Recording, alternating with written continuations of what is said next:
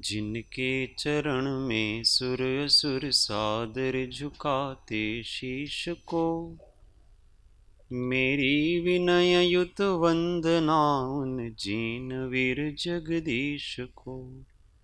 मेरी विनय युत वंदना उन जीन वीर जगदीश को। परात्पर गुरुवे नमः। परम्पराचार्य गुरुवे नमः। परम गुरुवे नमः। साक्षात् प्रत्यक्ष सद्गुरुवे नमो नमः। अनंत अनंत भाव भेद थी भरेली भली, अनंत अनंत नय निक्षेपे व्याख्यानी छे। सकल जगत हित कारिणी हारिणी मोह तारिणी भवाब्धि मोक्ष चारिणी प्रमाणी छे। उपमा आप्यानी जेने तमारा खवीते व्यर्थ, आपवाथी निज मति मपाई में मानी छे। अहो राज चंद्र बाळ ख्याल नथी पामताय, जिनेश्वर तणी जाणी तेणे जाणी छे। गुरुराज तणी वाणी जाणी तेणे जाणी छे। नत्वा जिनेन्द्रं गतसर्वदोषं सर्वज्ञदेवं हितदर्शकं च, श्रीजैनसिद्धान्तप्रवेशिकेर्यं विरच्यते स्वल्पधियां हिताय। विरच्यते स्वल्पधियां हिताय। ओ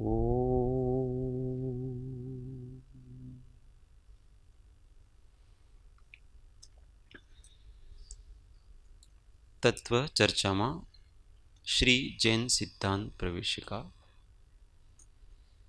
अध्याय 2 प्रश्न संख्या हिंदी में 241 241 और गुजराती में 238 आपने कहीं पूछू?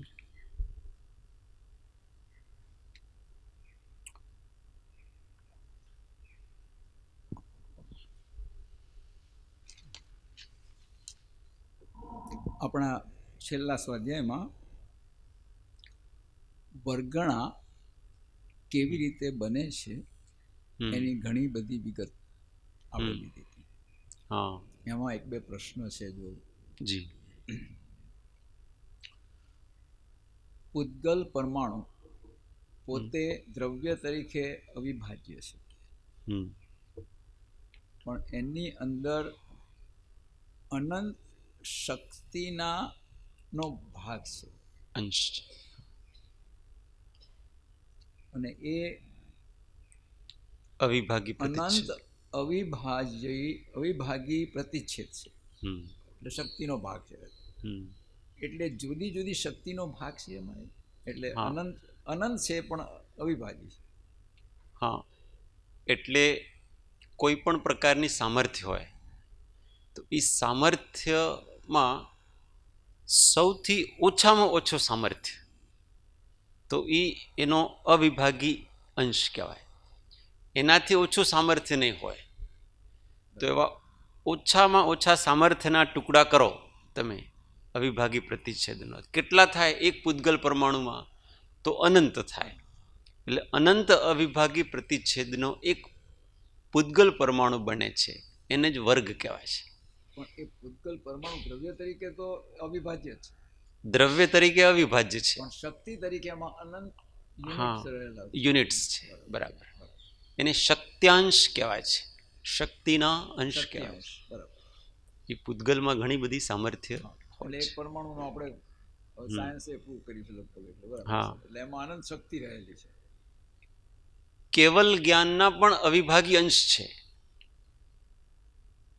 જેમ કે એક સમયનો કેવળ જ્ઞાન એના પણ અવિભાગી અંશ છે, એમ બધી પર્યાયોના એક અવિભાગી અંશ હોય છે, એમાં રહેલા છે. બરાબર. અને એક બીજો પ્રશ્ન હતો કે સ્પર્ધક અને સ્કંધમાં કઈ રીતે એનો જોડાણ છે કે એનો ભેદ છે? સ્પર્ધક જે છે એની બનવાની એક પ્રોસેસ છે. સ્કંધ અને સ્પર્ધક એક જ કહેવાય, પણ જે કર્મથી રિલેટેડ છે એને સ્પર્ધક કહે છે, અને કર્મથી રિલેટેડ નથી એ માત્ર સ્કંદ છે, પણ છે તો સ્કંદ જ. તો આ વર્ગથી પછી અનંત અવિભાગી પ્રતિચ્છેદ વાળો એક વર્ગ છે, એવી અનંત વર્ગણા મળાવો તો એ એક વર્ગણા બને છે. એવો અનંત વર્ગ બનાવો તો એક વર્ગણા બને છે. એમાં પણ એનો એક પ્રોસેસ છે કે જેટલા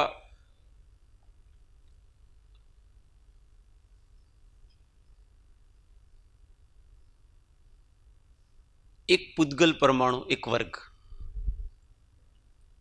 तो जघन्य शक्ति वाले एक एक पुद्गल परमाणु, कितने हैं जघन्य शक्ति वाले एक एक पुद्गल परमाणु? तो अनंत हैं, मतलब अनंत अनंत है. उन सभी को एक एक करके उनके एक एक वर्ग बनाओ तो फिर उन सब की एक वर्गणा होती है. अब उसमें से एक एक शक्ति का अंश बढ़ाते जाओ आप. वो जो एक जघन्य अंश वाला वर्ग किया है उसमें से एक अंश बढ़ाते जाओ और उसके फिर वर्ग करो तो अनंतानंत वो हैं.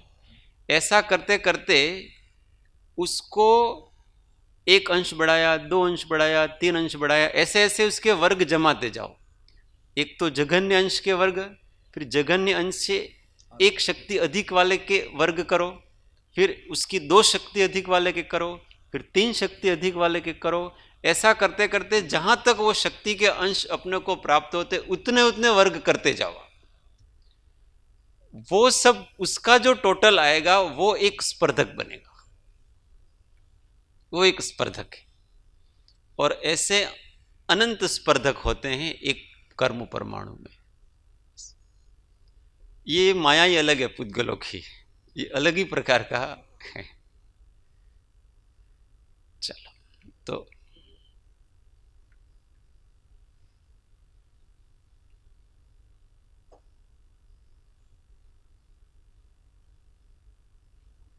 તમે કીધું કે પૂતગલ પરમાણુ જો કર્મ વગર ભેગા થાય તો સ્કંધ કહેવાય, અને કર્મને રિલેટેડ હે તો સ્પર્ધક કહેવાય. તો કર્મ વિના પૂતગલ પરમાણુના સ્કંધ ક્યાં કારણે અને કઈ શક્તિથી ભેગા થાય? સ્નિગ્ધ વૃક્ષત્વ આ પૂતગલ પરમાણુ છે બધા, તો આ ભેગા થયા જ છે ચોપડીમાં, પણ આ કર્મ થોડા છે. એક માત્ર કાર્મણ વર્ગણાના પરમાણુ છે તે જ કર્મ રૂપે છે. ભેગા થવાનું શું કારણ? સ્નિગ્ધ વૃક્ષત્વ, એમના અંદર એક શક્તિ છે સ્નિગ્ધત્વ અને વૃક્ષત્વ, એના કારણથી એકબીજા સાથે ચીપકે. એના જેમ જીવમાં રાગ દ્વેષ છે એટલે પૂતગલ સાથે સંબંધ કરે, એમ આમાં સ્નિગ્ધ અને વૃક્ષત્વ છે એટલે એકબીજા સાથે પૂતગલો સાથે સંબંધ કરે છે. જેમાં જઘન્ય સ્નિગ્ધ અને વૃક્ષત્વ હોય એ કોઈ બીજા પરમાણુ સાથે સંબંધ નહીં બનાવે, કેમ કે એને ચીપકવા માટે જઘન્યથી એક વધારે શક્તિનો અંશ જોઈએ બીજા સાથે યોગ કરવા માટે, એ એના પાસે નથી. તો એ પૂતગલ પરમાણુ જઘન્ય અંશવાળા જે છે એ પૂતગલ પરમાણુ સ્વતંત્ર હોય છે બધા, એ સ્કંદમાં પરિણત થતા નથી. તત્વાર સૂત્રના 5મા અધ્યાયમાં બધું આવશે. अपने ये जैन सिद्धांत प्रवेशिका तत्वार सूत्र पढ़ने की पूर्व भूमिका के लिए पढ़ रहे हैं. ये इसकी पूर्व भूमिका है। 241 प्रश्न, सर्वघातिया प्रकृति कितनी और कौन कौन सी हैं? उत्तर 21 है। ज्ञानावरण की 1, केवल ज्ञानावरण। दर्शनावरण की 6, केवल दर्शनावरण। निद्रा आदि 5, निद्रा निद्रा निद्रा, प्रचला प्रचला प्रचला और स्त्यानकृति। मोहनीय की 14, अनंतानमंदु 4, अप्रत्याख्यानावरण 4, प्रत्याख्यानावरण 4, मिथ्यात्व 1 और सम्यक मिथ्यात्व 1। ऐसा करके 21 प्रकृतियां सर्वघाती हैं।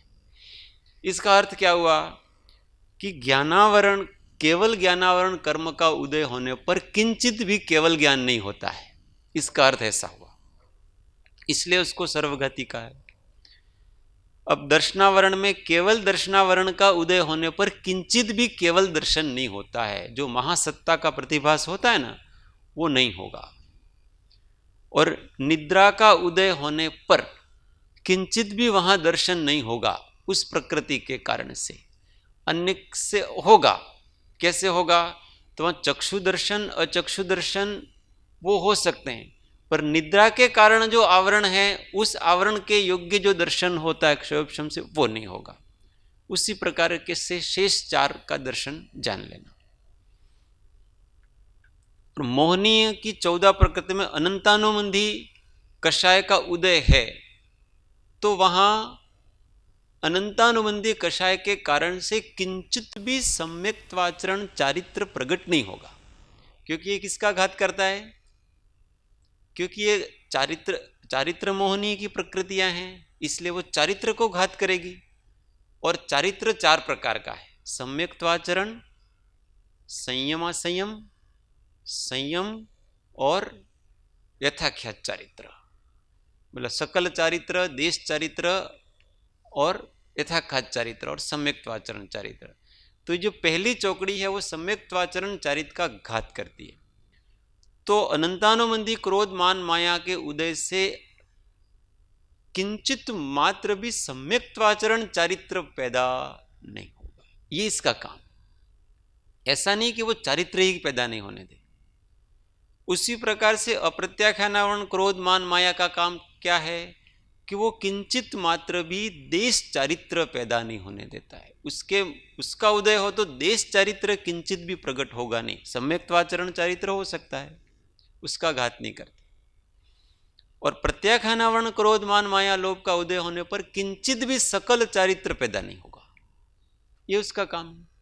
उसमें सम्यक्त्वाचरण चारित्र पैदा हो सकता है और देश चारित्र भी हो सकता है। और मिथ्यात्व के उदय होने पर सम्यक्त्व किंचित भी सम्यक्त्व की उत्पत्ति नहीं होगी। और सम्यक मिथ्यात्व के उदय होने पर सम्यक मिथ्यात्व नाम के गुण स्थान से उत्पन्न जो तीसरा गुण स्थान के योग्य जीव की योग्यता है, वो पैदा नहीं होगा। ये इसके काम है। सम्यक मिथ्यात्व एक ऐसी प्रकृति है कि उसमें थोड़ा सा सम्यक्त्व रहता है और थोड़ा सा सम्यक्त्व मतलब मिथ्यात्व भी रहता है, दोनों।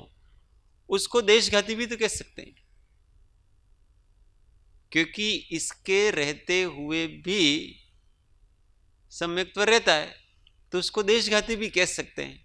पर यह इस प्रकार की प्रकृति है कि वो मिश्र गुण स्थान की अपेक्षा से हुई है, तो इसके एक अलग प्रकार की अवस्था बनती है, जो कि उसको सम्यक्त्व की अवस्था अपन नहीं कह सकते हैं। जैसे देशघाती सम्यक्त्व मोहनी के उदय से जिस प्रकार की अवस्था आत्मा के सम्यक्त्व की बनती है, उसमें सम्यक्त्व रहता है, पर उसको सम्यक्त्व गुणस्थान नाम नहीं दिया है इस तीसरे गुण स्थान को। इसलिए सम्यक्त्व मिथ्यात्व भी सर्वघाती है। हाँ,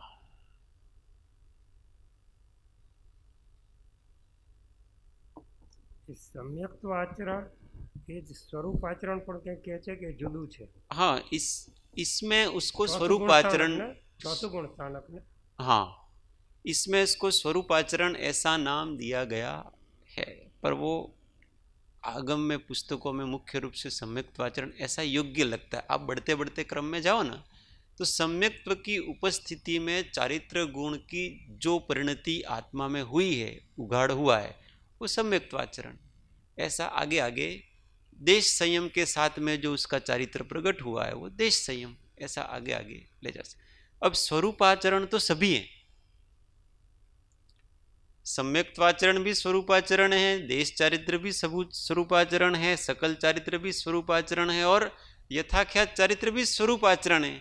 स्वरूप में आचरण करना, इसका नाम स्वरूपाचरण है। तो सम्यक्त्व के 7 स्वरूपाचरण है, वो सम्यक्त्वाचरण। देश संयम के 7 स्वरूपाचरण है, वो देश चारित्र। और सकल संयम के 7 जो स्वरूपाचरण है, वो सकल चारित्र।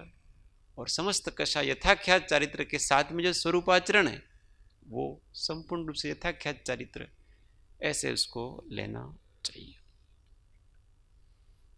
अब देशघाती प्रकृतियां बता दें। 242 देशघाती प्रकृति कितनी और कौन कौन सी है?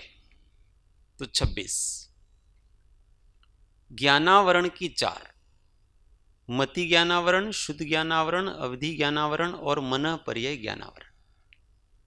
दर्शनावरण की 3, चक्षु दर्शनावरण, अचक्षु दर्शनावरण और अवधि दर्शनावरण। मोहनीय की 14, संज्वलन 4 और 9 कषाय और सम्यक्त्व 1 और अंतराय की 5। ये कुल मिलाकर के कितनी हुई? 26। इसका क्या अर्थ है कि मति ज्ञानावरण का, ज्ञानावरण नाम के कर्म का अगर उदय होगा तो संपूर्ण रूप से मति ज्ञान जाएगा नहीं, उसमें मति ज्ञान थोड़ा सा अंश उसके प्रकट होगा। वो अंश प्रकट हो रहा है, वो इसके कारण से मति ज्ञानावरण से नहीं हो रहा है। मति ज्ञानावरण का काम तो मति ज्ञान को ढकना ही है, परंतु उसके उदय के होते हुए भी मति ज्ञान संपूर्ण रूप से नहीं ढकता है। मतलब मति ज्ञान को ये संपूर्ण रूप से आवृत करने में समर्थ नहीं है, इसलिए इसको मति ज्ञान, इसलिए देशघाती का। उसी प्रकार से श्रुत ज्ञानावरण भी समझ लेना। श्रुत ज्ञानावरण प्रकृति का उदय होता है तो संपूर्ण रूप से वो श्रुत को घातने में समर्थ नहीं है, क्योंकि इनमें देशघाती स्पर्धक होते हैं। कुछ प्रकृतियां ऐसी हैं जिनमें इनमें दोनों प्रकार के होते हैं, सर्वघाती भी होते हैं और देशघाती भी होते हैं। देशघाती के होने से तो संपूर्ण गुण का घात होता नहीं है। सर्वघाती का उदय होता है तो तत्संबंधी आवरण पूरा का पूरा बना रहता है। उसमें जो अज्ञान है वो सर्वघाती का काम है। अवधि ज्ञानावरण का भी ऐसा ही समझना, और मन परे ज्ञानावरण का भी इसी प्रकार से समझना चाहिए। अब किसी को अवधि ज्ञान बिल्कुल नहीं है, अवधि ज्ञान किसी को बिल्कुल नहीं है। अब अवधि ज्ञान में भी 2 प्रकार के, एक सर्वघाती और देशघाती। अब अवधि ज्ञानावरण के सर्वघाती स्पर्धकों का उदय होगा तो उसको अवधि ज्ञान बिल्कुल होगा नहीं, और मनोपर्य ज्ञानावरण के सर्वघाती स्पर्धकों का उदय होगा तो उसको मनोपर्य ज्ञानावरण किंचित भी होगा नहीं। और इसकी जो तारतम्यता होती है, अब अवधि ज्ञान के भी अलग अलग तारतम्य भेद हैं।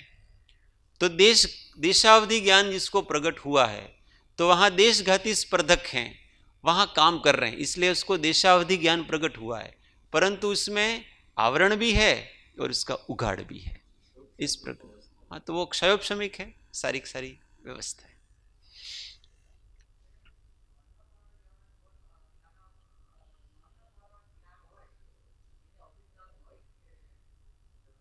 ऐसा तो कोई नियम नहीं। मति श्रुत अवधि, मति श्रुत मनोपर्याय, ऐसा जोड़ा है। और 4 हो तो चारों होते हैं, मति श्रुत अवधि और मनोपर्याय। केवल ज्ञान हो तो एक भी नहीं होता है, क्योंकि वो राजा है। जब राजा होगा तो बाकी काम चलेगा नहीं। दर्शनावरण की 3, चक्षु दर्शनावरण, अचक्षु दर्शनावरण और अवधि दर्शनावरण। तो चक्षु दर्शनावरण का उदय है तो भी चक्षु का दर्शन होता है, क्योंकि वो क्षयोपशमिक है। उसी प्रकार से शेष 4 इंद्रियों और मन के द्वारा जो सामान्य प्रतिभास होता है वो अचक्षु दर्शन कहलाता है, और उसका आवरण होता है, तो उसमें क्षयोपशम में किंचित तो उसका उघाड़ रहता है और फिर बाकी का आवरण रहता है। ऐसे अवधि दर्शनावरण का भी समझ लेना। अवधि दर्शन किसको कहते हैं?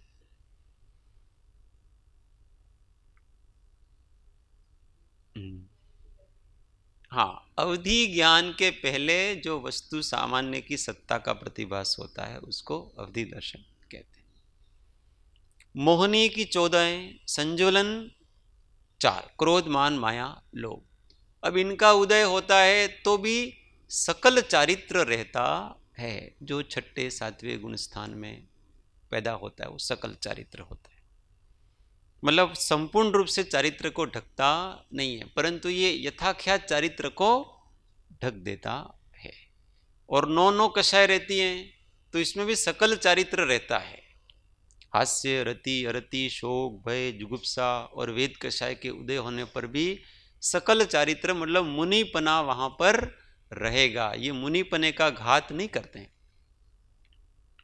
और सम्यक्त्व मोहनीय, उसके होने पर भी सम्यक्त्व रहता है, परंतु इसका काम क्या है? इसका काम सम्यक्त्व पैदा करना नहीं है। इसका काम क्या है?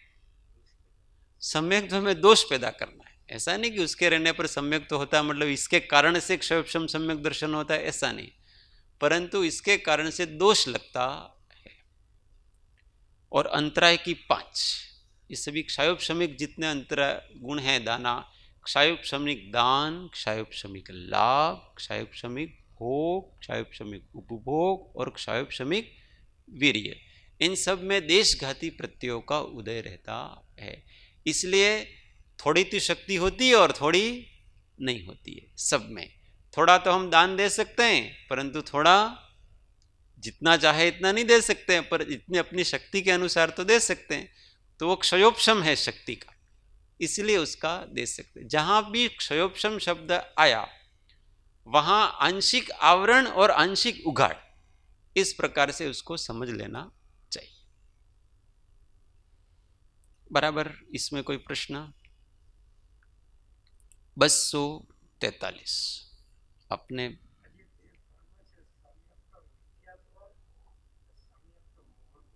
मिश्र मोहनी संयुक्त मोहनी,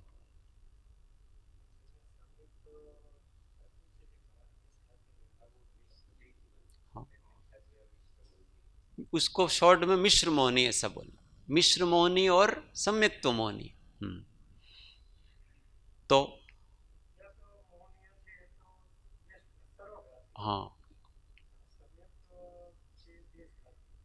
हाँ, सम्यक्त मोहनी देशघाती, और वो मिश्र मोहनीय है, वो मिश्र है, वो न इधर ना इधर, वो अलग ही प्रकार का है। इसलिए उसको जात्यांतर ऐसा कहा है। वो जात्यांतर सर्वघाती प्रकृति है कि वो कोई अलग जाति का है, न घोड़ा है न गधा है, खच्चर है इसी प्रकार का है, सर्वघाती पर वो इस प्रकार की है।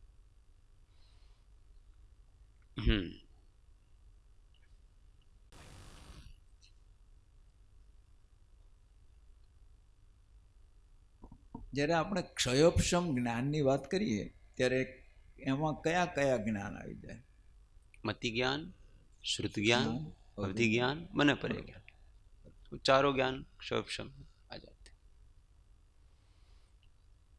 243 क्षेत्र विपाकी प्रकृति कितनी और कौन कौन सी है? ये अपने पहले आ गया था। उत्तर 4 है। क्षेत्र विपाकी किसको कहते हैं? जो क्षेत्र में जिसका उदय होता है, अर्थात विग्रह गति में जिसका उदय होता है, उसका नाम क्षेत्र विपाकी कहते हैं। तो नरक गत्यानुपूर्वी, तिर्यंक गत्यानुपूर्वी, मनुष्य गत्यानुपूर्वी और देव गत्यानुपूर्वी, अनुपूर्वी नाम कर्म के उदय से ये 4 इसके विभाग बनते हैं। तो नरक गत्यानुपूर्वी का काम तो क्या है? अब इसके काम बताना है। नरक गत्यानुपूर्वी का काम क्या है? बताए थे ना पहले कि जो हाँ, कोई जीव नरक गति से आया तो उसका आकार कौन सा बना रहेगा?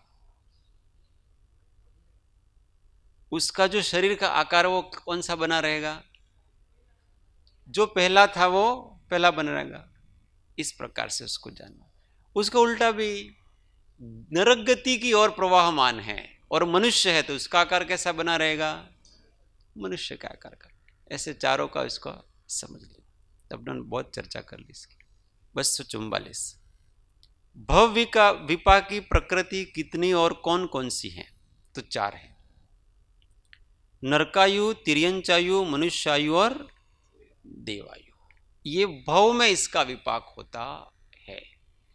भव किसे कहते हैं? अच्छा, भव और जन्म, इसमें क्या अंतर है?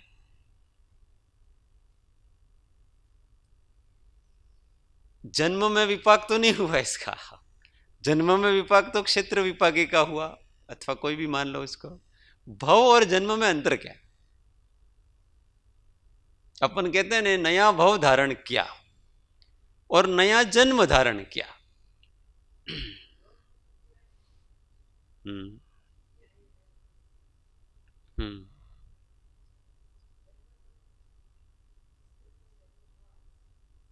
हाँ, भव होता है वो जीव का होता है, जन्म होता है वो शरीर का होता है। समझ में आया?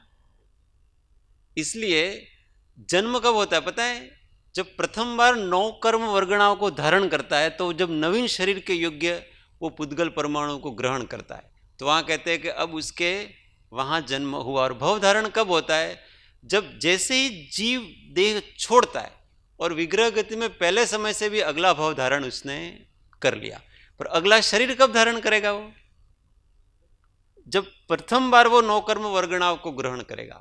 और 9 कर्म वर्गणाएं क्या करती है? इसके शरीर को बनाती है। तो प्रथम बार 9 कर्म वर्गणाओं को ग्रहण करना ये जीव का जन्म है और वो शरीर बनाएगा, इसलिए जन्म शरीर का होता है। और भव परिवर्तन में अगले समय से उसका भव प्रारंभ हो जाता है। तो ये सभी भव विपाकी हैं कि नरक आयु मतलब नरक के भव में इसका विपाक होता है। ऐसे तिर्यंच आयु वगैरह उसमें आयु का विपाक वहां पर हो जाता है। अब आयु कर्म कहाँ उदय होगा? तो जैसे कोई नरक में जाने वाला है, मनुष्य है, तो जैसे ही मनुष्य आयु पूर्ण हुआ अगले समय से उसके नरक का भाव चालू हो जाता है, क्योंकि वहां आयु कर्म चालू हो गया इसके। 245 जीव विपाकी प्रकृति कितनी और कौन कौन सी है? तो 78। अब ये थोड़ी गणित की बातें आएंगी। जीव विपाकी का मतलब समझ गए? अपनी चर्चा हुई थी इसमें, जिसमें जीव के परिणाम प्रभावित होते हैं उनमें फेरफार होता है, सीधा जीव को अटैक करता है, वो जीव विपाकी कहलाती है। तो घातिया कर्म की 47 प्रकृतियां। अभी ज्ञानावरण की कितनी है? 5 हैं। तो उन प्रकृतियों का उदय होने पर इसका प्रभाव किसके ऊपर पड़ेगा? कि उसके जीव का ज्ञान गुण है वो आवृत होता है। तो अनुजीवी गुण है ना, तो अनुजीवी गुण उसका आवृत हुआ। उसी प्रकार से दर्शनावरण का उदय होता है तो उसका दर्शन गुण पर प्रभाव पड़ता है उसका, अर्थात दर्शन गुण आवृत होता है। उसी प्रकार से मोहनी का उदय होता है तो उसके सुख गुण अथवा चारित्र गुण का घात होता है, जो कि उसका जीव का अंश है। और अंतराय का उदय होने से उसकी शक्ति का घात होता है। किसकी शक्ति का घात होता है? तो जीव की शक्ति का घात होता है। इसलिए इसको कहते हैं जीव विपाकी। ये जीव में उसको फल देगा। गोत्र कर्म की तो ऊंचा और नीचा गोत्र होता है, तो ऊंचा और नीचा वो जीव उससे प्रभावित होता है, अर्थात ये जीव के संस्कारों से संबंधित है। तो उसमें जीव के संस्कार प्रभावित होते हैं, इसलिए उसको भी जीव विपाकी कहा है। वेदनीय की 2 साता और असाता। तो साता और असाता रूप पूरा जीव होता है। ऐसा नहीं है कि कोई शरीर का भाग ही साता और असाता रूप हुआ। कहीं रोग का उदय मान लो फोड़ा घुटने में हुआ, परंतु उस कर्म का विपाक कहाँ मिलेगा? पूरे आत्म प्रदेशों में होगा और पूरा जीव उससे विचलित होता। ऐसा नहीं कि कोई अंग विशेष के कारण से ऐसा होता है। और नाम कर्म की 27 प्रकृतियां हैं, वो भी जीव विपाकी है। तीर्थंकर प्रकृति, उस तीर्थंकर प्रकृति का उदय होने पर सारे जीव के जो अवस्था हैं वो सारी की सारी बदल जाती हैं। 34 अतिशय वगैरह और भी समोसरण इत्यादि है, और भी जितने 34 अतिशय के कारण से उस द्रव्य में विशिष्ट प्रकार की योग्यताएं उत्पन्न हो जाती हैं। तो तीर्थंकर प्रकृति इसलिए उसको जीव विपाकी का। ऐसा नहीं कि तीर्थंकर से किसी अंग उपांग की रचना होती है नाम कर्म से, इस प्रकार का नहीं है। जीव में विशिष्ट प्रकार के पुण्य आदि का विपाक होता है इस प्रकृति के नाम से, और जिससे जीव प्रभावित होता है। उच्छ्वास नाम कर्म, इससे भी जीव प्रभावित होता है। अब ये बहुत डिटेल में नहीं जाना कि कौन से प्राण से क्या होता है वगैरह, ये भाव प्राणों की अपेक्षा से नहीं यूं लिया है, परंतु इसका जीव में विपाक होता है। बादर नाम कर्म, उससे जीव बादर मतलब स्थूलता को प्राप्त होता है। और सूक्ष्म नाम कर्म से सूक्ष्म जीव सूक्ष्मत्व को प्राप्त होता है। वो एक निमित्त होता है, पर उसमें इस प्रकार की शक्ति आ जाती है कि उसका शरीर दूसरे को घात नहीं कर सकता है और वो भी दूसरे से घात नहीं होता है, ऐसा उसके परिणमन हो जाता है। पर्याप्ति और अपर्याप्ति नाम कर्म, ये भी जीव विपाकी हैं। उससे भी जीव का मन और इत्यादि बहुत सारी जो 6 प्रकार की पर्याप्ति आए। कौन कौन सी? क्रम से कुछ चीजें तो याद रहनी चाहिए अपने। आहार, शरीर, इंद्रिय, श्वासोश्वास, भाषा और मन, तो ये सब जीव से जुड़े हुए हैं। अपर्याप्ति उसका उल्टा, सुस्वर और दुस्वर नाम कर्म, ये सुस्वर और दुस्वर वचन बल है उससे पैदा होते हैं, इसलिए ये भी जीव विपाकी हैं। आदे अनादे, आदरणीयता और अनादरणीयता, ये भी एक प्रकार से उसका फल जीव में ही आता है। जीव ही आदरणीय अथवा अनादरणीय होता है, इस कारण से उसको भी जीव विपाक्य में लिया। यश कीर्ति और अयश कीर्ति, तो यश का प्रभाव भी सीधा सीधा ये कोई अंगोपांग से संबंधित नहीं है, ये भी जीव को ही मिलता है। त्रस नाम कर्म, इससे जीव में त्रसत्व आता है। जो त्रसत्व जिसके कारण से आता है, त्रसत्व में क्या आएगा? अब 2 इंद्रिय आदि की प्राप्ति, अंगोपांग वाला शरीर, अपनी मर्जी से गमनागमन कर सकता है, ये सब त्रसत्व के लक्षण हैं। तो ऐसा त्रसत्व जिस नाम कर्म से प्राप्त होता है, जिस त्रसत्व से युक्त शरीर जो प्राप्त होता है, वो त्रस नाम कर्म कहलाता। और उसी प्रकार से स्थावरत्व, इसके विपरीत एक इंद्रिय वाला शरीर, बिना अंगोपांग वाला शरीर, अपनी मर्जी से कहीं इधर उधर जा नहीं सकता है, कहीं स्वयं, इस प्रकार से उसको स्थावरत्व की प्राप्ति स्थावर के शरीर में जाता है। प्रशस्त विहायो गति और अप्रशस्त विहायो गति, आकाश गमन, चाल वगैरह, ये भी जीव विपाकी कर्म में आते हैं। वैसे तो शरीर से संबंधित है, सबका अपना अपना बहुत रीजन है कि इसको किस कारण से कौन से विपाक में लिया है, पर यह पूरा गोमट सार का और कर्म ग्रंथ के विषय हैं। अपन को पूरा गोमट सार तो इसमें पढ़ना नहीं, फिर जब उसको पढ़ेंगे तो विशेष जानकारी करेंगे। अभी बहुत उपादेय नहीं है, क्योंकि इसकी परीक्षा लेनी है अपने को कौन सी तारीख को? 11 तारीख को, 11 फरवरी, और इतना बहुत लेंदी है उसका। चलो कोई बात। सुभग और दुर्भग नाम कर्म, ये भी सुभग और दुर्भग, प्रीतिकर और अप्रीतिकर जो होता है वो भी जीवी होता है। गति नाम कर्म, इसमें भी गति के योग्य परिणाम होते हैं, इसलिए ये भी जीव विपाकी है। जाति नाम कर्म, इंद्रियां मतलब यहाँ मुख्य रूप से भावेंद्रिय से संबंध में लेना, इसलिए वो भी जीव विपाकी सब मिलाकर के ये 78 प्रकृतियां हैं जिसका विपाक जीव में आता है। 246। किसी को विशेष जानना है तो फिर व्यक्तिगत संपर्क किया जाए। 246। पुद्गल विपाकी प्रकृति कितनी और कौन कौन सी हैं? उत्तर 62 है। अब जिसका विपाक पुद्गल में आता है, अर्थात शरीर अंगोपांग आदि की रचना जिसके कारण से होती है, सर्व प्रकृति 148 में से क्षेत्र विपाकी 4, भव विपाकी 4 और जीव विपाकी 78, ऐसे सब मिलकर 86 प्रकृति घटाने से शेष रही 62 प्रकृति पुद्गल विपाकी है। अब उसमें अपने को पुद्गल विपाकी निकाल लेनी चाहिए। तो इसमें क्या क्या घटा है? क्षेत्र विपाकी 4 प्रकृतियां घटा दी गत्यानुपूर्वी वाली, और भव विपाकी 4 आयु कर्म की घटा दी, और ये भी जो जीव विपाकी 78 हैं वो घटा दी। अब इसके अतिरिक्त 148 में जितनी जितनी भी बची वो सब पुद्गल विपाकी उसको मान लेना चाहिए। हाँ, वो सब नाम कर्म में ही आएगी इसमें, क्योंकि ये सारा घाती कर्म का वो तो है ही नहीं, सारी सारी चीजें। 247।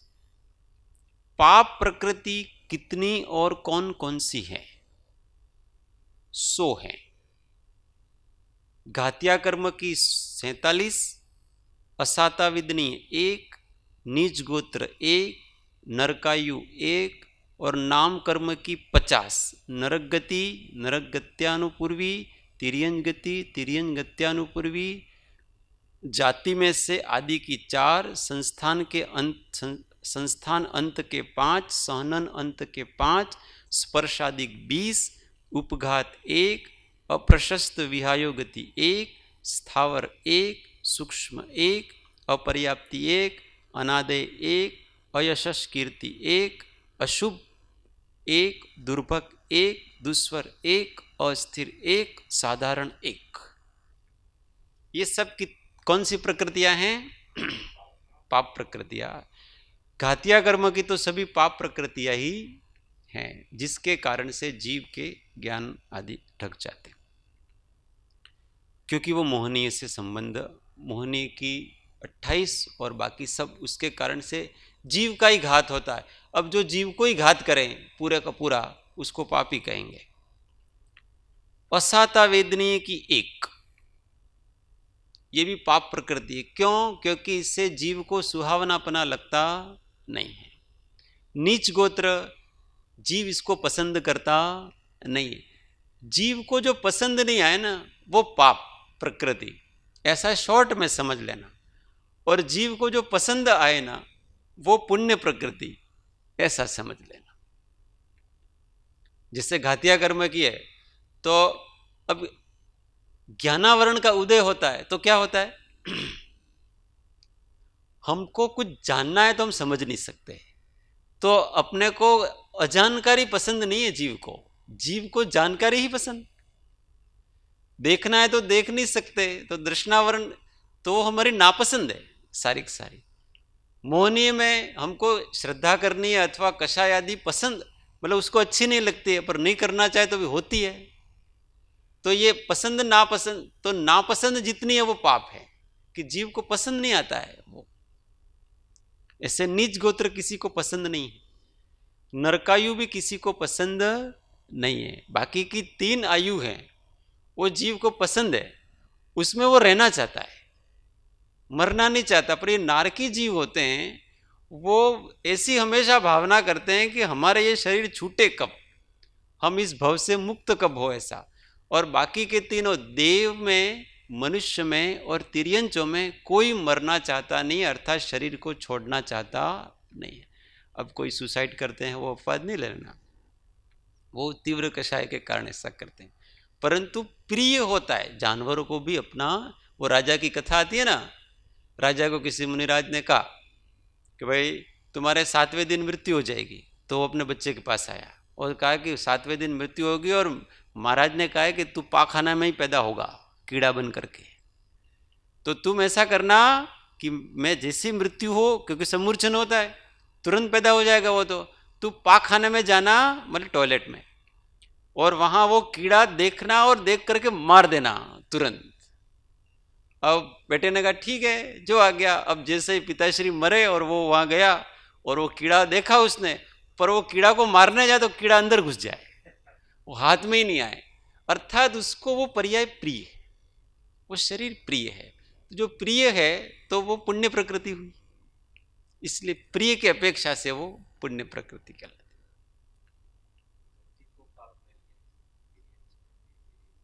हाँ हाँ, गति में क्या होता है, परिणाम होते हैं। शरीर तो सबको प्रिय है, पर उसके परिणाम किसी को प्रिय नहीं है ना।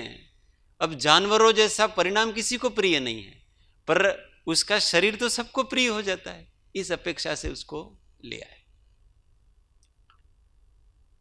तिर्यंच गति, हाँ, नरक गति, तिर्यंच गति, ये सब आर्त ध्यान के परिणाम है। और आर्त ध्यान होता है तो वो पाप प्रकृति में ही आएगा। तिर्यंच गत्यानुपूर्वी, ये भी पाप प्रकृति है। जाति में से आदि की 4, जाति में कौन कौन सी है, 5, 1 इंद्रिय, 2 इंद्रिय, 3 इंद्रिय और 4 इंद्रिय। तो कोई भी 1 इंद्रिय और 2 इंद्रिय, 3 इंद्रिय, 4 इंद्रियों में जाना नहीं चाहेगा, सबको 5 इंद्रिया चाहिए। अपने तो इंद्रियां थोड़ी सी कम हो जाती हैं तो भी अपन इलाज कराते हैं उसको, आंख कम हो जाती है, रोशनी, तो इलाज कराते हैं, सबको प्रिय है। इसलिए आदि की 4 पाप प्रकृतियां हैं, क्योंकि वो स्थावर और विकलेंद्रियों में जाएगा, और वो सब तिर्यंच तो पाप है। संस्थान अंत के 5 संस्थान कौन कौन से हैं, विपुल भाई नाम बोलो। 6 संस्थान, समचतुर्थ संस्थान, निग्रोध परिमंडल संस्थान, स्वाति संस्थान, वामन संस्थान, कुब्जक संस्थान, हुंडक संस्थान। क्रम से बोलना हमेशा, ये इसका क्रम है उसका। तो पहले संस्थान को छोड़ करके बाकी सब है वो सारे के सारे पाप प्रकृति है। पाप का उदय होता है तो समचतुर्थ संस्थान नहीं मिलता है, बाकी के सब तो मिलते हैं। उसी प्रकार सहनन भी अंत के 5। सहनन कौन कौन से हैं, वज्र ऋषभ नाराज सहनन, वज्र नाराज सहनन, नाराज सहनन, अर्ध नाराज सहनन, कीलक सहनन और असंप्राप्ता श्री पाटिका सहनन। तो उसमें जो बाकी के 5 हैं वो सब पाप हैं, मतलब पाप प्रकृति में गिना जाता है। कारण क्या है उसका, कि उससे हम शपक श्रेणी नहीं चढ़ सकते, और श्रेणी तो और भी चढ़ सकते हैं। 11वें गुण स्थान तक जाने के लिए तो दूसरा सहनन से भी हो सकता है आपका काम, पर शपक श्रेणी नहीं चढ़ सकते, केवल ज्ञान प्राप्त नहीं कर सकते हैं, इसलिए उसको अशुभ के अंदर कर पाप के अंतर्गत लिया। अपने सबके सहनान पाप वाले ही है, अपने सबके संस्थान भी पाप वाले ही है, पाप प्रकृति का उदय। स्पर्शादिक 20, स्पर्शादिक में 8 प्रकार के स्पर्श, 5 प्रकार के रस, 5 प्रकार के वर्ण और 2 प्रकार की गंध, ये कितने हुए, 20 हुए। तो ये सब के सब क्या है, पाप प्रकृति। अभी आगे पुण्य में भी आ जाएंगी फिर, हाँ, वही कि वो पुण्य में भी आ जाएगी। क्यों, क्योंकि किसी को स्पर्श, किसी को ठंडा अच्छा लगता है, किसी को ठंडा अच्छा नहीं लगता है, तो ये दोनों में उभय प्रकृति में गिना है, उसको पाप प्रकृति में भी गिनेंगे और पुण्य प्रकृति में भी गिनेंगे, क्योंकि ये जीवों की चॉइस के आधार पर है। वैसे तो सब चॉइस के आधार पर ही है। उपघात, उपघात पाप प्रकृति क्यों है, क्योंकि इससे अपना ही घात होता है, अपने शरीर का घात होता है, इसलिए खुद का जो घात करे वो तो पाप ही कहलाएगा ना। और अप्रशस्त विहायो गति, वो पाप इसलिए है कि चाल बेडोल होती है, घूमता रहता है, इधर घूमता, यूं करता है, अलग अलग प्रकार की होती है, ये वायु कायुकों की वगैरह सबकी अप्रशस्ति है सब चीज़ों। स्थावर एक ही जगह खड़ा रहना पड़ता है, न इंद्रियां हैं, न अंगोपांग है, न मुंह है, न हाथ है, न कुछ नहीं है, इसलिए वो प्राप्त प्रकृति ही है। बाकी कुछ करना नहीं पड़ता इस अपेक्षा से, अच्छा कुछ नहीं करना पड़ता है वहां, केवल आपको सहन करना है, खड़ा रहना है और वहां पर रहना है, और कुछ करना नहीं है। उस अपेक्षा से तो ठीक है, परंतु वहां मूढ़ता है। मुख्य वस्तु क्या है, भले दुख का भी कितना, चलो दुख का एहसास उनको कम होता है ऐसा मानो स्थावरों में, क्योंकि जितनी जितनी आपकी इंद्रियां कम होगी ना, सेंसेशन कम होगा और आवरण भी, क्षयोपशम भी कम होगा, कि अनुभव, वेदना को अनुभव करने वाला ज्ञान होना चाहिए।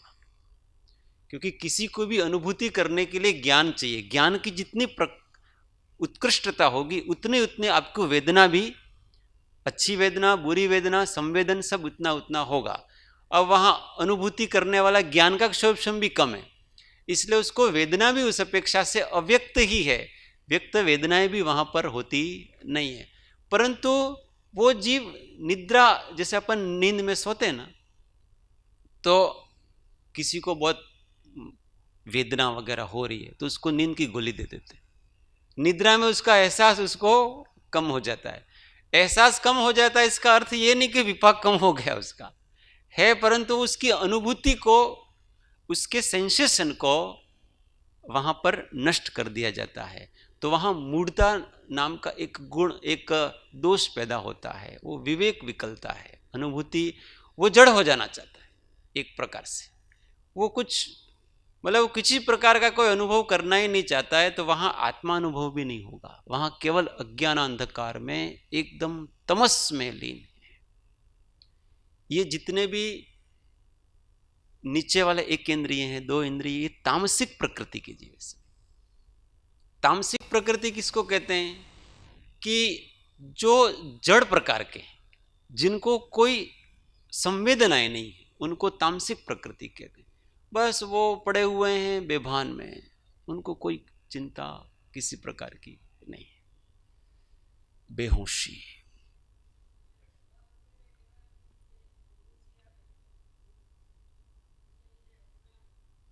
हाँ, अब दवा, उनका प्रश्न ऐसा है कि वो दवाई लेने के कारण से जो बेहोशी होती है तो वो अज्ञान में ही चला जाता है जी।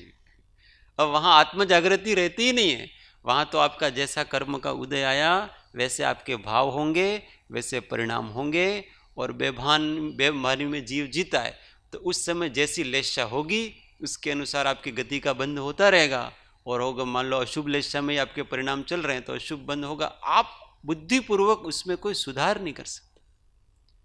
तो वो प्रमाद है।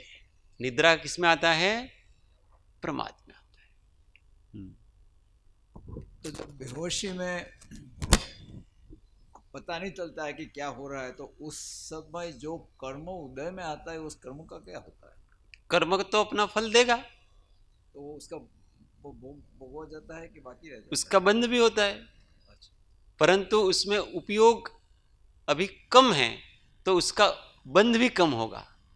इसलिए इन जीवों के वो 4 स्थानीय बंध के हैं ना, एक स्थानीय, द्विस्थानीय, त्रिस्थानीय, चतुर्स्थानीय, तो एक स्थानीय, द्विस्थानीय ऐसे ही होता है इनका बंध, एक केंद्रीय आदि का। इतना तीव्र बंध नहीं होगा कि वो नरक गति के योग्य परिणामों को कर लेगा, इतना तीव्र बंध उसके होता नहीं, क्योंकि उनके दिमाग ही नहीं है उनको भोगने का। तो तीव्र कषाय करने के लिए आपको इंद्रियों की प्रकृष्टता चाहिए, आपको क्षयोपशम इतना चाहिए, वीर्य इतना चाहिए, ये सब इन जीवों के पास है ही नहीं। तो वो उससे नीचे कहाँ जाएगा, एकेंद्रीय है, वो एकेंद्रीय के नीचे से कहाँ जाएगा वो, अब जो जाएगा तो वो ऊपर ही ऊपर आएगा, उनके पास इतनी शक्ति नहीं है कुल मिलाकर के। हाँ, दोनों प्रकार से नहीं कर सकते। अब उत्कृष्ट, अब अच्छे भाव भी तो नहीं कर सकते और बुरे भाव भी नहीं कर सकते, वो बीच में लटकते रहते। तामसिक। अपर्याप्ति, हाँ कहाँ तक आते हैं, स्थावर सूक्ष्म, सूक्ष्म नाम कर्म के कारण से, सूक्ष्म नाम कर्म होता है ऐसा शरीर इत्यादि नहीं मिलेगा, आप उससे साधना नहीं कर सकते, कुछ नहीं कर सकता, बस इधर उधर आपके आने जाने में बड़ी छूट रहेगी, आप कहीं भी जा सकते हैं, कोई बेरोक टोक होगा, पर वो बेभानी में ही है किसी भी प्रकार। इसलिए सूक्ष्म नाम कर्म अच्छा है ऐसा नहीं, कि कोई रोक नहीं सकता है, हमारे शरीर को तो कोई रोक सकता है, इसलिए अपने को पाप का उदय, ऐसा अपने को मानना नहीं चाहिए। क्योंकि जो बादर शरीर है भले किसी को बाधा देता है और किसी से बाधा को प्राप्त होता है, परंतु इस बादर शरीर से ही रत्नत्रय की आराधना होती है। और विषयों का जितना भी सेवन है वो भी उस बादर शरीर से ही होता है। इंद्रिय विषयों का सेवन, सूक्ष्म शरीर में तो आपके एक इंद्रिय है, न हाथ है न मुंह है, कुछ नहीं है, आप न खाना खा सकते हैं न रस ले सकते, कुछ नहीं कर सकते वहां। तो बादर शरीर में ही आपके पांचों इंद्रियों को विषय को सेवन करने की योग्यता आती है। और विषय सेवन सबको अच्छा लगता है, इसलिए पुण्य प्रकृति में उसको बादर को लिया है और इसको सूक्ष्म को पाप प्रकृति में लिया। अपर्याप्ति, उसके कारण से मन इत्यादि मिलते नहीं है, इसलिए पाप प्रकृति। अनादे, इसके कारण से आदर नहीं होता है जगत में, कोई अपने को सम्मान नहीं करता है। अयशस कीर्ति, इसके कारण से अपनी अपकीर्ति फैलती है।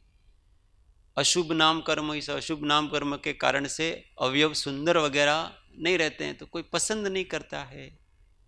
देखने के लिए आते हैं परंतु पसंद नहीं करते हैं। घना બધા છોકરાઓ આવે છે પણ પસંદ કરતા नहीं, छोकरे भी पसंद नहीं करते। नाक नक्शा भी देखते हैं आजकल, तो सब देखते हैं ना, उसकी लंबाई और सारी चीजें देखते हैं। और ये तो बदलता रहता है फिर। ऐसा भी नहीं है कि बचपन में कोई बहुत ऐसा काला कलूटा होता है ना, कभी कभी ऐसा देखा जाता है। वो जैसे जैसे इसकी उम्र बढ़ती है ना वैसे वैसे वो अच्छा सुंदर होता जाता है। और कोई बचपन में कोई बच्चा बहुत सुंदर था, अभी धीमे धीमे जैसे जैसे बड़ा होता जाता है ना वो कोई विचित्र प्रकार का भी बनता जाता होता रहता। इसलिए उसको बचपन का दिखाना फोटो, जवानी का नहीं दिखाना, इसलिए वो पसंद करे उसको। दुर्भग नाम कर्म, इसके कारण से अप्रीतिकर होता, प्रेम का पात्र एक दूसरे में प्रेम नहीं बन पाता है दुर्भग नाम कर्म के कारण, इसलिए पाप कर्म का होता है। दुस्वर नाम कर्म के कारण से कोई अपनी आवाज पसंद नहीं करता है। अस्थिर नाम कर्म के कारण से अपने को क्या है कि शरीर एकदम शिथिल पड़ जाता है। उसमें जैसे आपको तपस्या करनी है तो आप एक उपवास करोगे तो आप एकदम ढीले पड़ जाओगे आप। और जिसके स्थिर नाम कर्म का उदय होता है ना, मासों उपवास करे तो भी उसकी हड्डियां वगैरह इस प्रकार की होती है कि वो अस्थिरता नहीं आती है उसके शरीर में। तो इस कारण से ये तप आदि करने में अपने को ये सहायता नहीं करता है अस्थिर नाम कर्म, इसलिए वो पाप प्रकृति है। और साधारण नाम कर्म, इसके कारण से आपको स्वतंत्र शरीर ही नहीं मिलता है, एक ही शरीर में आपको रहना पड़ता। जैसे कोई एक किराएदार हो और आपके रूम में एक ही घर में, मतलब एक ही बड़ा हॉल है और उसमें 500-500 रुपये दे करके कोई 10 जने एक ही रूम में रहते हैं, तो सबको क्या कि किराया तो देना ही पड़ता है, परंतु स्वतंत्रता कोई नहीं है वहां पर। एक ही रूम में आपको सबको रहना है 10 जनों को। तो यहाँ एक ही शरीर होता है और उसमें अनंत जीवों को उसी के उसी में रहना है, तो कोई प्राइवेसी होती नहीं है। इस कारण से ये भी पाप प्रकृति में आता है। इस तरह से पाप प्रकृतियां, कल अपन पुण्य प्रकृतियों की चर्चा करेंगे।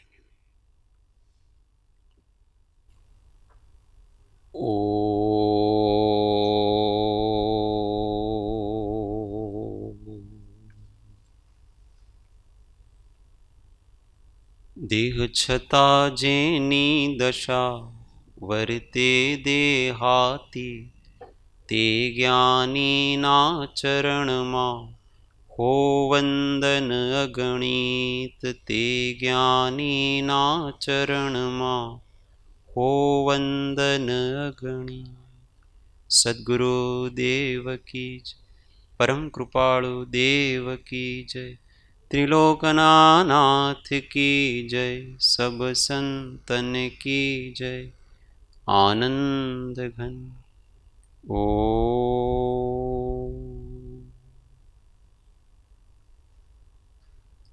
एक मिनट मौन, आत्म अनुसंधान। पाप और पुण्य से रहित अपने आप को चैतन्य स्वरूप निर्णय करना, यही पाप प्रकृति और पुण्य प्रकृति को जानने का पारमार्थिक लाभ है। मैं न अच्छा हूं न बुरा हूं, मैं तो केवल हूं। अच्छा और बुरा ये सब कर्मकृत व्यक्तित्व है, ये सब कर्मों के परिणाम हैं, मेरे नहीं। मैं केवल हूं, न अच्छा न बुरा। इस प्रकार की दृष्टि को डेवलप करना, यही निर्विकल्प समाधि का कारण है, उपाय।